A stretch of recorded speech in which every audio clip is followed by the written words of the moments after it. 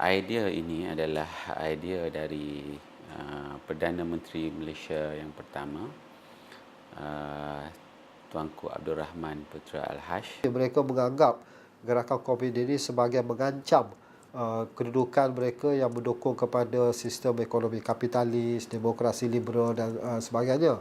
Ancaman daripada pengaruh komunis lebih besar kepada kaum Cina. Jadi ianya boleh membawa kepada ketidakstabilan ekonomi politik di Malaysia ini. Jadi kita buat keputusan pada waktu itu, pemimpin-pemimpin kita, bahawa asas yang paling pokok ialah keselamatan negeri Sabah dan penduduknya itu dapat dijamin oleh gagasan Malaysia ini.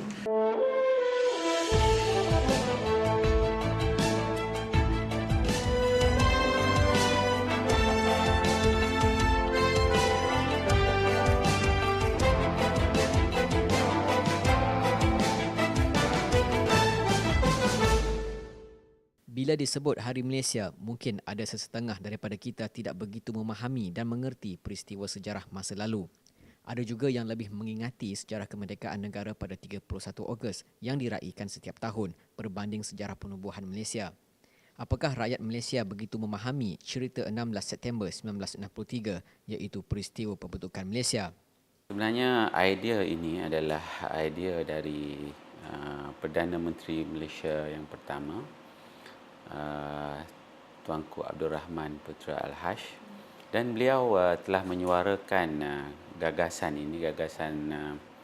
Malaysia ini di dalam satu pertemuan Persatuan Wartawan Luar Negeri Asia Tenggara pada ketika itu, dan beliau menyuarakan mengenai peri pentingnya diadakan satu persekutuan antara pada ketika itu Semenanjung Tanah Melayu, Sabah, Sarawak, Singapura dan Brunei sendiri. Tujuan rancangan ini diadakan untuk menyekat pengaruh komunis yang semakin ketara dan boleh menggugat kestabilan politik serantau. Pendirian ini adalah berdasarkan kepada perkembangan politik di Singapura yang memperlihatkan peningkatan pengaruh golongan kiri. Melihat pada perkembangan ini, Tunku Abdul Rahman berunding dengan Inggeris. Ya. Dan Inggeris juga, seperti yang kita semua maklum, memang sangat pantang ataupun sangat menentang kepada gerakan kiri ini atau aliran komunis ini. Mereka menganggap gerakan komunis ini sebagai mengancam kedudukan mereka yang mendukung kepada sistem ekonomi kapitalis, demokrasi liberal dan sebagainya. Ancaman daripada pengaruh komunis lebih besar kepada kaum Cina. Jadi ianya boleh membawa kepada ketidakstabilan ekonomi politik di Malaysia ini.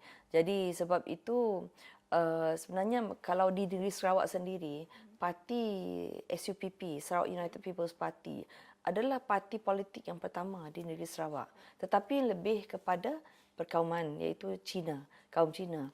Dan orang Cina juga yang menjadi pemimpin di negeri Sarawak pada masa itu menyedari bahawa mereka tidak dapat ataupun tidak dapat menjadi kerajaan kalau mereka hanya bertumpu kepada satu kaum saja. Jadi di sebelah kanan kita Filipina cuba untuk mengambil Sabah sebagai sebahagian daripada wilayahnya. Dan di sebelah kiri kita dan di sebelah selatan kita ada Indonesia, negara yang besar yang melancarkan konfrontasi terhadap Malaysia dan juga Sabah.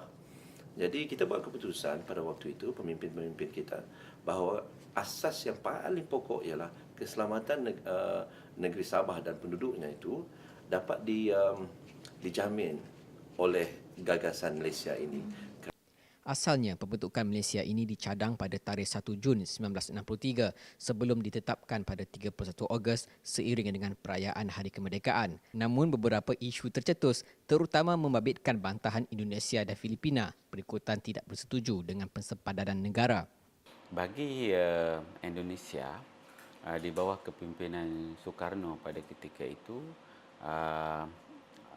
bertindak melancarkan konfrontasi terhadap Malaysia kerana menentang gagasan ini, dan kebetulan pada ketika itu kepimpinan Soekarno adalah kepimpinan yang amat dihargai dan juga dikagumi oleh masyarakat Indonesia.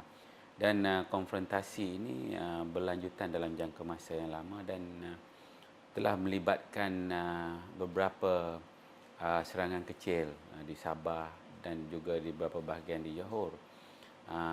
Manakala dari segi Filipina pula, mereka berasa mereka mempunyai kepentingan di Sabah kerana mengikut dakwaan mereka pada ketika itu, Sabah ini ataupun Borneo Utara, dikenali sebagai Borneo Utara pada ketika itu, merupakan mengikut dakwaan Filipina adalah warisan kepada Kesultanan Sulu. Ketika itu, kepimpinan Tunku Abdul Rahman mengambil langkah rasional dengan mengadakan beberapa rundingan, antaranya Jawatankuasa Perundingan Perpaduan Malaysia yang dipengerusikan oleh Donald Stephen. Tujuan jawatankuasa ini untuk menerangkan dengan lebih jelas tentang konsep Malaysia kepada orang ramai, khususnya penduduk Sabah, Sarawak dan Brunei. Kemudian, jawatankuasa itu bersetuju untuk mengemukakan memorandum kepada Suruhanjaya Kobol supaya dibuat tinjauan mengenai pandangan penduduk di Sarawak dan Sabah terhadap gagasan Malaysia. Penerimaan mula-mula memang, tapi tidak ramai yang menentang. Yang bersetuju tu ramai. Sebab itu jadi kita lebih kepada keputusan majoriti. Jadi apabila majoriti bersetuju untuk menyertainya, maka inilah hasilnya. Dan kita sendiri melihat. Akhirnya bersetujulah pada 16 September untuk membentuk satu negara baru, merupakan gabungan antara 4 wilayah sebenarnya.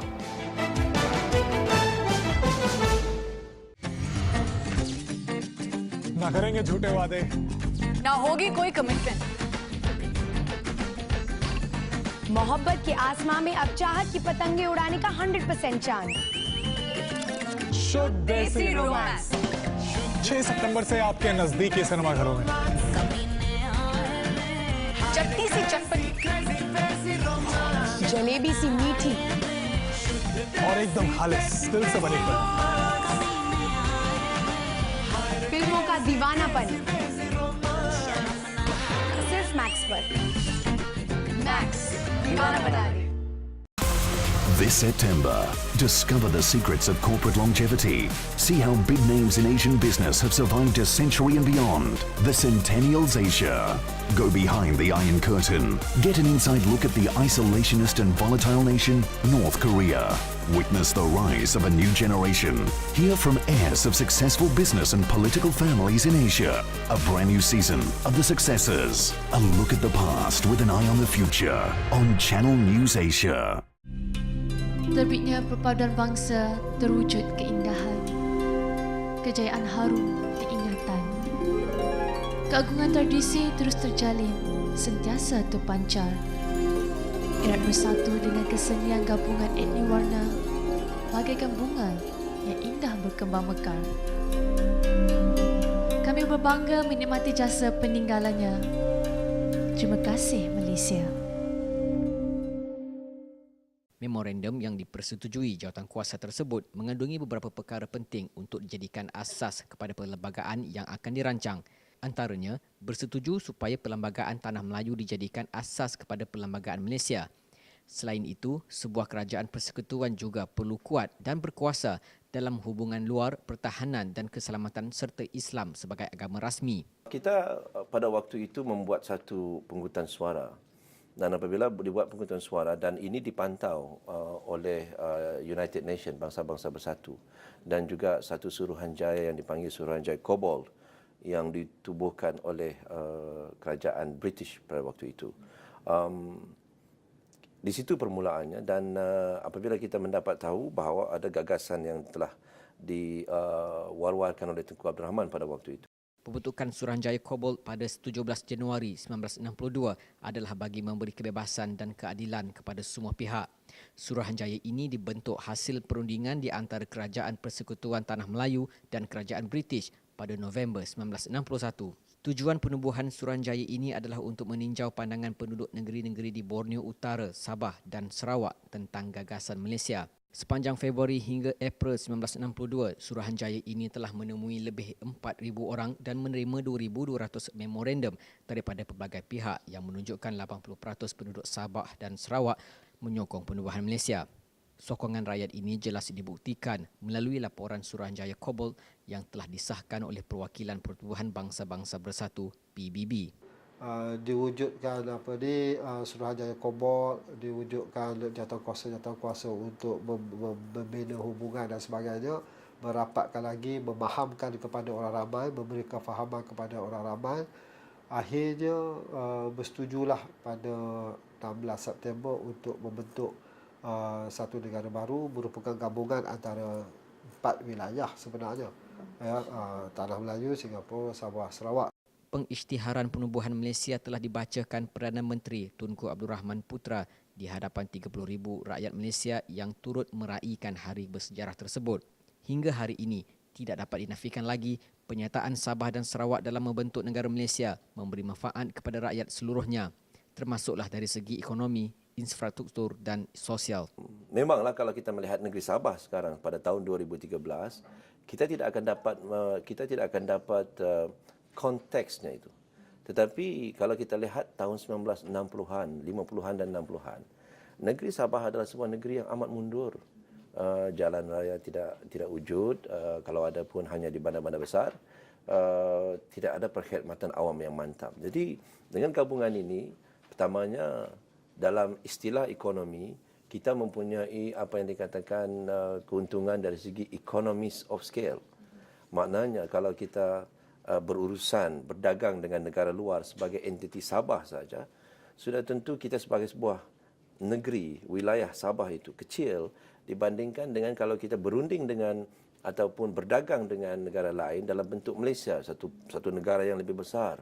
Sudah tentu kekuatannya sudah ada di situ. Kita memang tidak maju. Kita perlu terima hakikat tu. Bahawa kita memang tidak maju kerana kita tidak mempunyai kepakaran, kita memang betul-betul mundur.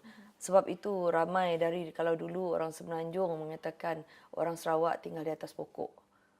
Tetapi itu sebenarnya tidak ada lagi. Tetapi kalau kita lihat perbezaannya semenjak penubuhan kita Malaysia ini, semenjak kita bekerjasama dengan kerajaan pusat, dari sudut ekonomi, ramai orang kita sudah maju, terutama sekali kaum Bumiputra. Hakikatnya, walaupun terdapat pelbagai cabaran yang dihadapi ketika permulaan pembentukan Malaysia, namun kini rakyat wajar berasa bangga bersama-sama menghayati peristiwa sejarah ini. 16 September, Hari Malaysia, tanggal penyatu seluruh bangsa. Jadi pada saya, dalam kita meraihkan Hari Malaysia ini, apa yang kita telah buat ialah untuk meraihkannya di ketiga-tiga tempat, di Semenanjung, di Sabah dan Sarawak.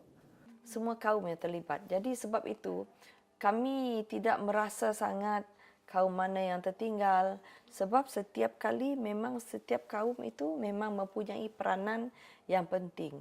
Jadi mereka terlibat dalam dalam program-program kebudayaan. Kita dapat lihat usaha-usaha pemerintah, usaha-usaha jabatan-jabatan tertentu, kementerian dan sebagainya, kementerian tertentu dan sebagainya, mahukan ia diingati ataupun peristiwa ini menjadi satu tanda perubahan negara kita kepada tahap merdeka dan sebagainya. Pada perkembangan politik semasa semenjak 2008, semangat Malaysia ini telah mula menjadi satu ancaman, maka ia perlu diperingati secara lebih khusus. Maka sebab itulah pada bermula 2010, Datuk Seri Najib, Perdana Menteri sekarang, sudah mengisytiharkan bahawa tarikh 16 September juga adalah tarikh Hari Malaysia dan akan disambut secara Allah Subhanahu Wa Taala pada 31 hari bulan Ogos 63 kelak negara baru itu akan muncul sebagai sebuah negara yang merdeka dan berdaulat. Hidup Malaysia!